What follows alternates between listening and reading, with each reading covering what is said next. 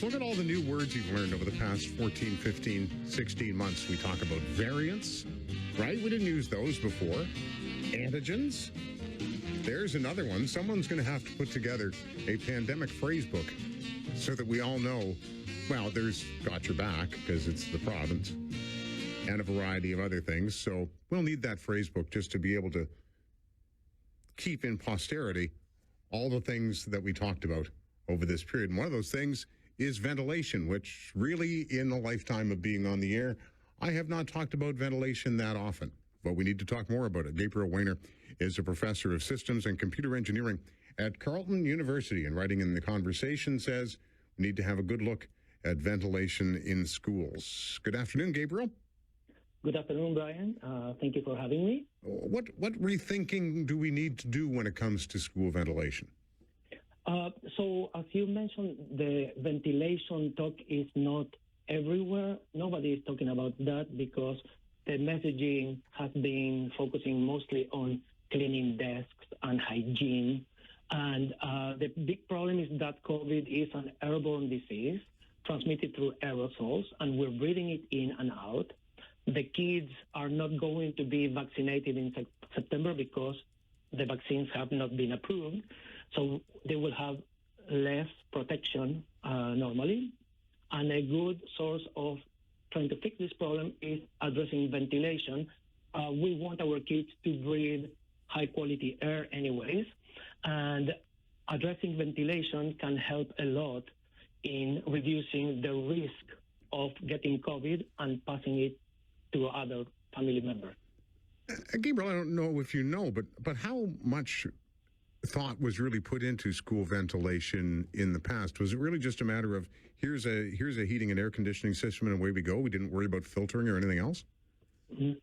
Yeah, so it depends a lot on the school and the country. I had experience with many colleagues and even friends. My own experience. So Carleton University, the first thing that I asked last year was about the quality of ventilation.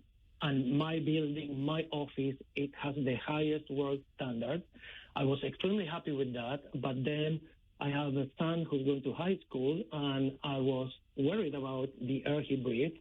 I talked to the principal, and they put me in touch with the facility management experts, and they told me everything about ventilation in his school, and it's perfect. It's really well done. I have other colleagues. I have a very close friend who is a principal in a school in town. She knows everything, right? So it's been very well done in many places. In other places, not that common. And it's not a conversation that we're having. We need to talk about the air we breathe. This is crucial. We need to think about airborne disease. We breathe it in and breathe it out. People think about cleaning surfaces because we see that, right? We spray stuff, we clean it up, and we feel that we're safe, but we don't see the virus floating around us, right? So the metaphor that we use is think about secondhand smoke, and the persons are breathing out smoke, like if they're smoking, and you're bringing it in, right? So sooner or later, if somebody's smoking in a far corner, sooner or later you're going to get the smoke in your lungs. Think about that, and we need to do something about it. If we clean the air, if we circulate the air, or we use mechanical devices to do it, we're going to be safer. And we want that for our kids. So part of the work that you've done, you've been using simulations to conduct experiments to kind of, I guess, judge the flow of air and what works and what doesn't work. What did you learn from that? So there are lots of people around the world doing this kind of studies, and it's very interesting that simple things like cracking open a window. You crack open a window in your house, and you have cross ventilation. You open the front window and the back window, and that will reduce the risk in your house, in your bar, and in your school. Now in the summer, we could open the windows. In Canada, we can't. So what we have been doing are simulations of different mechanical devices. And all of the studies show that with very simple, low-cost mechanical devices that you can even put in a single classroom, you can reduce the risk a lot. This is something very important that we have to consider, right? This is all risk management. We are not going to get rid of the virus in the classroom, but with proper measures, one on top of the other, like a Swiss cheese layer, you are going to reduce the probability of your kid getting sick. So you need to use masks, and you need the mask to be fit on their face, and you need to have proper spacing, and then you need clean air. So all of these things work together. And if the teacher is vaccinated, that's better. And if the kid can get vaccinated, it's even better. So it's a combination of measures. But talking only about ventilation, there are a lot of interesting studies that show that people got sick in an environment indoors that was not properly ventilated. And you can build a cheap filter with off-the-shelf so you can buy a fan, and you can buy a MERV 13 filter in a supermarket even, put them together and have a cheap device for your kid at school if you know that your kid's school hasn't the right ventilation. Something else that you can do is to measure the quality of air using a CO2 sensor, and it's recommended right now that the sensor is going to give you a measure in parts per minute, and normally if you are between 800 and 900 parts per minute, you are going to be safe. These are cheap devices to control the quality of air, and the simulations that we do, they mimic what happens in the classrooms and show that ventilation is really important to keep the kids safe. So, Gabriel, in your opinion, would the first step, I guess, would it be to test really the airflow in all of our schools? Yes, and I've seen this as an interesting experiment in many countries in the world. They use it as science projects. They use it as electronic projects. In high schools, some kids are building CO2 sensors with LCD displays as a class activity, and then they use it to test the air in their classroom, and they use it to plot the amount of CO2 that they're breathing, and you mix an activity in science and teaching and learning with the safety of their kids.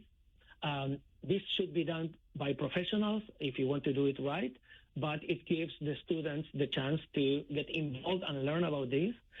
Measuring quality of air is very important. As I mentioned, many places are doing it, and they're doing it right. But I carry my CO2 sensor in my pocket. I measure the quality of air in the supermarket and in my medical or doctor's office and in my dentist.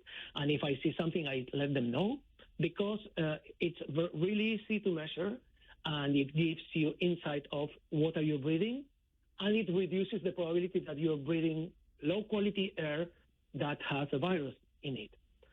But the bottom line is that we don't want our kids to be breathing really low-quality air, right? So improving ventilation, it's a win-win anyway. And it really is something that should be done, because if we had already had those kinds of ventilation systems in place, as you already said, wouldn't that have reduced the spread of colds and flu and things like that? Of course, yes. It would reduce any airborne disease, cold, flu. The flu season would be less harmful on our society, on our kids. And all of these measures help.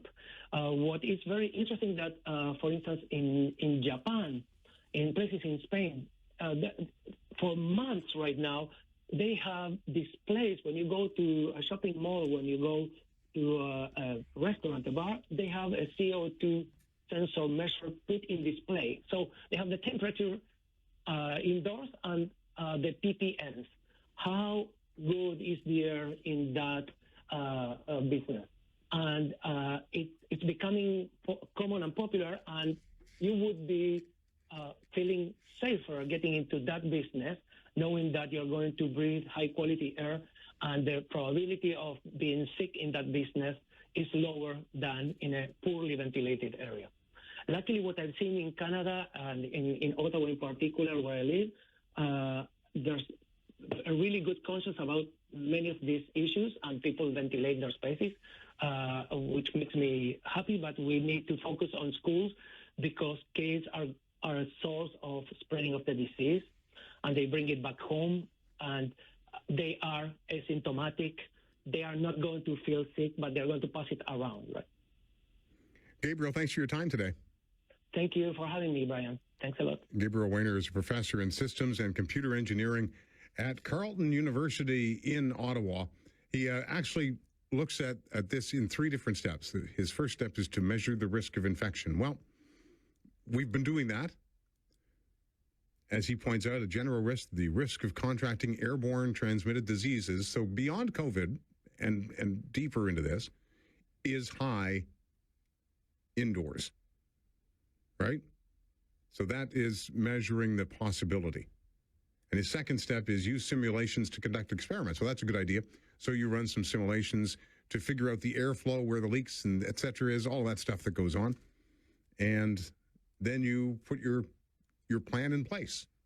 And it's going to take a long time to kind of fix the ventilation systems. And let's remember, it's not just schools, but that's one place to start.